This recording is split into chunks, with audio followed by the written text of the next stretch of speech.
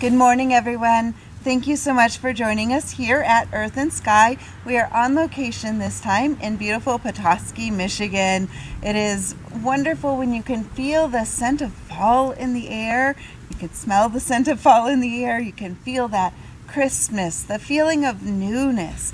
A lot of times I feel like when the air has that little bit of chill and it's a little crisp, you can feel the essence of new beginnings. And that's exactly what this time of year is all about. It's about new beginnings. It's about honoring the past and recognizing where we're coming from and where we're going to as we celebrate this festival of the new year. There are many different cultures that celebrate the new year at this time of year. We just recently passed Yom Kippur, which is the Jewish high holiday of the new year. For about 20 days beforehand, it's all about evaluating and releasing and atoning for and letting go of all of those things that maybe we didn't quite hit the mark on in the last year, and the things that we need to release. It's important when we have maybe missteps that we take, or mistakes some would call it, that we acknowledge what happened so that we can then also release it,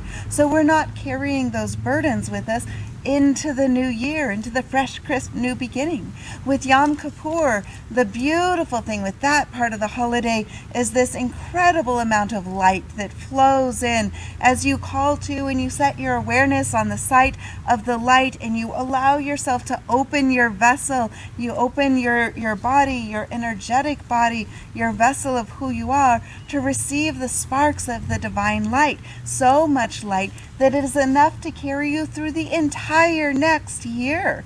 It is a wonderful time to really set your mind on that, to consciously draw that in. Where our thoughts are is what we draw to us. So when you focus on the light coming into you and bringing in enough to sustain you through the entire next part of the year, it really does wonders for rejuvenating your soul, refreshing your body, and allowing you to step in with grace into whatever your goals are for the next part of the year.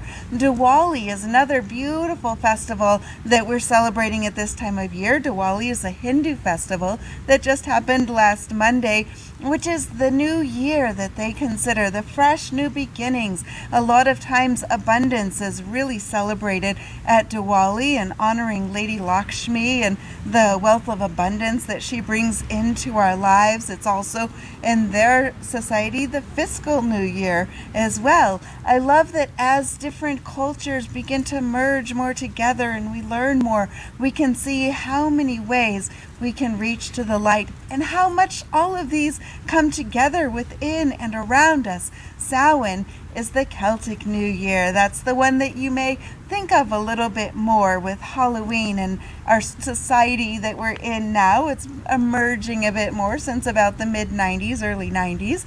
The Celtic festivals have seemed to have gained a surge of popularity in the West. And the Festival of Samhain is all about honoring where we've come from and honoring the legacy of all of those who've come before us.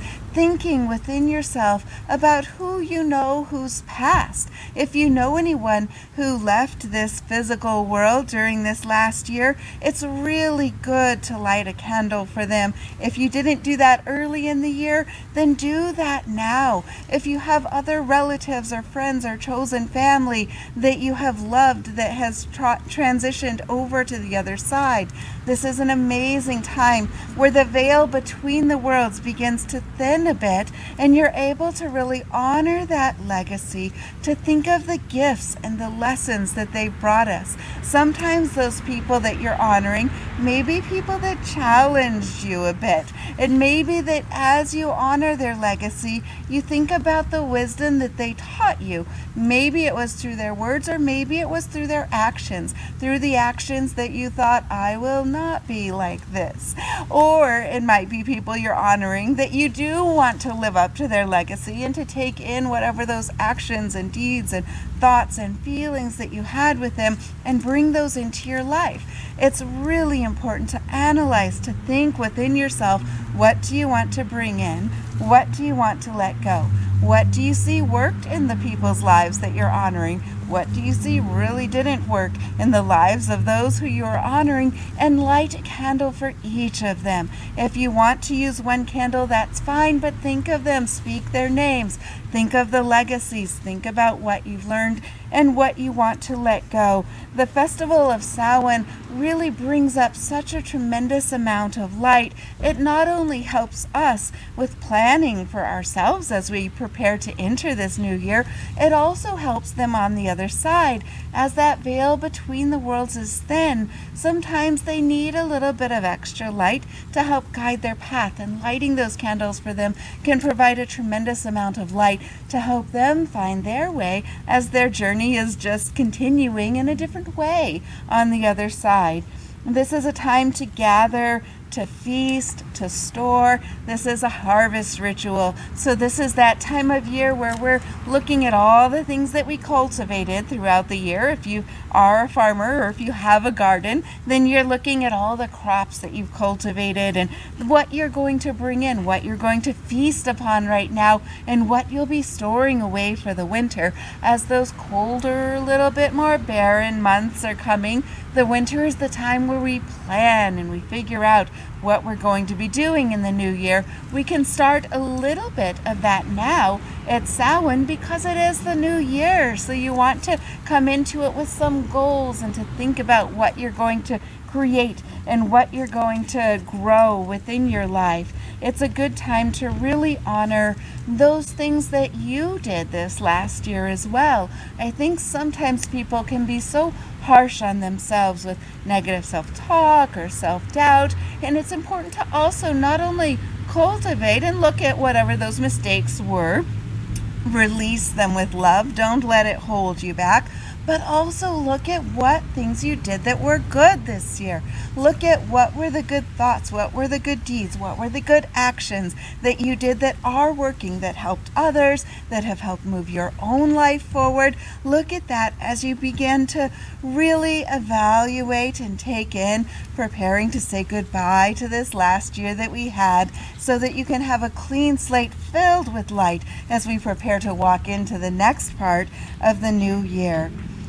So take stock of each of those things, what you did that worked, what you did that you don't want to repeat next year, and ask the light to fill you. Ask the light to flow into every single part of your life. Wherever you need light within your life, light a candle and ask the light to flow in, to inject that within your life wherever you need it. Every single year is a new beginning, a new chance to bring in the light into a situation in your life.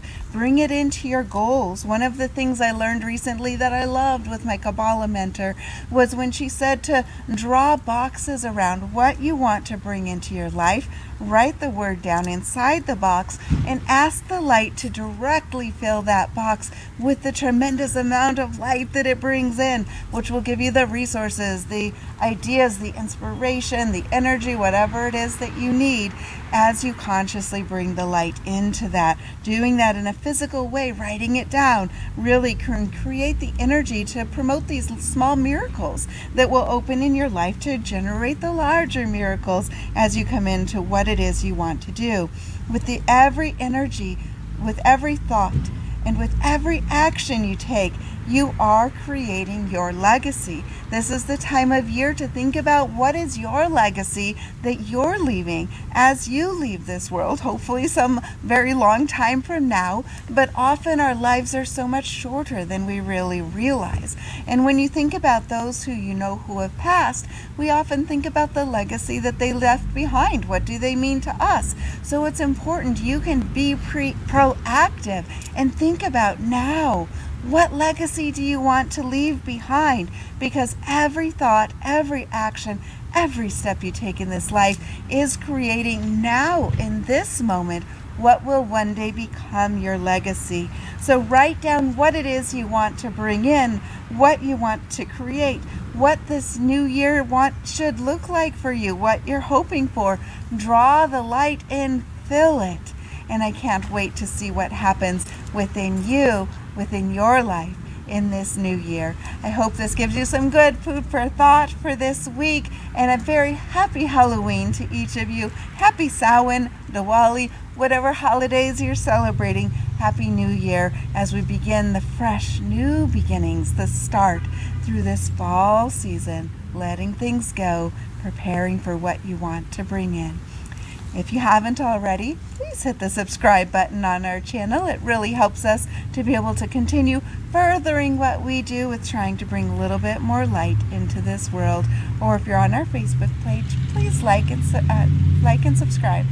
Thank you. Have a great week, everyone.